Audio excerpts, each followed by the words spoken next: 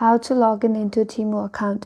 First of all, launch the Temu application. If you have not installed the application, you can install it from Google Play Store, or you can simply follow the login process via the Temu websites. You can simply open up a browser and then type in Temu login. After that, navigate to the sign in link, which will take you to the official web page of Temu. So from there also you can continue the login process. But if you already have an application, open up the application in your mobile device. Once you open it up, that will take you to your home page. Now to log in, navigate to the menu bar. At the bottom of the interface, there is a U icon. Tap on it.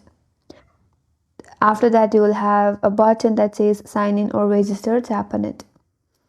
Now you can sign in with Google, Facebook, email, or phone number. You can choose one from here with what you have created your Temu account. If you have any problem signing in, tap on trouble signing in, and there you have two options: to reset your password or to find your account. So you can do that as well.